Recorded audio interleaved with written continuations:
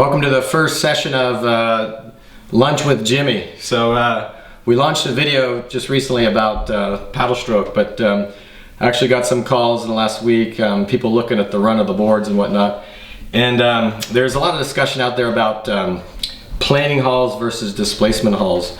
And in flat water paddling, you know, my background is more flat water, so for the most part, none of the hulls, depending on the design, are really planing in reality. They're all displacement hulls. We're just simply not going fast enough to be planing. Now, however, I see a lot of people that look at the nose of the board and they'll see the nose of the board climb. So grab my lunch supplies here, my ketchup, filled up a little trough of water. Pretend this is the board. This is the weight of the board and the paddler standing on the board. So if you read a physics book, it'll tell you that an object that floats in water displaces its mass. So I like to do most of my calculations in metric.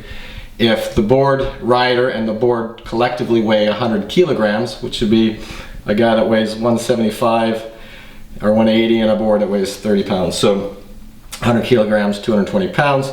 You've got board and rider are gonna displace, if they weigh 100 kilograms, they're gonna displace 100 liters of volume. So 1 kilogram weighs 1,000 grams.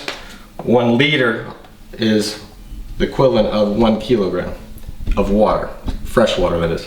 So what happens when you see the nose of the board go up, what's happening is actually there's a shift in displacement. Generally, when the nose goes up during the acceleration of the board, so when you take a stroke during the power phase and the board surges, there's pressure on the hull from the widest section of the board. Generally, the front half has more pressure on the side of the hull, which wants to push up against the hull.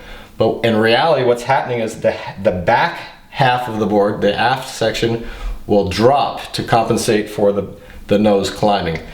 You may lose some volume, a little bit of volume, but not much. When I think of planing, I'm thinking of a powerboat, which is radically decreasing the displacement.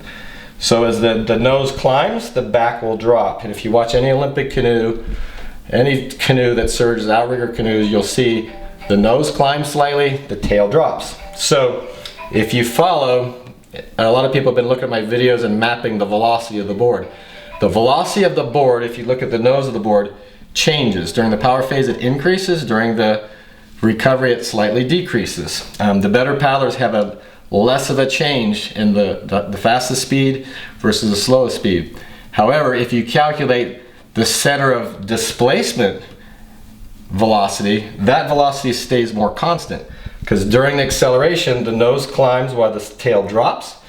The center of displacement actually shifts aft during acceleration. So if you were to plot or sort of calculate the center of displacement, you'll see that that remains more constant. And the better paddlers, as they surge, they learn to maintain board speed on the recovery, thus running a smoother board. Naturally, the faster running board or the faster accelerating board will cause the nose of the board to push upward depending on the design. Some boards have more rocker designs, some have less. There's reasons for rocker on stand-up paddle boards. There's generally, you get some energy from the water wanting to come back together if you've got rocker in the tail. But a nice smooth entry will generally be a faster running board. And if you have too much depth on the nose without any volume, displacement volume, you're actually gaining what surface area versus any advantage to that. So generally speaking, if a nose is out of the water, it's not doing you any good because you now have a shorter water line. So you want to utilize a 12'6" or a 14-foot water line. If your board can be 14 feet, you generally want 14 feet of water line. However, the sections that get narrower will, if they're designed well, generally are shallower. The shallower the sections, the narrower the sections. So hope that helps. Give you a little visual, my little lunch with Jimmy today.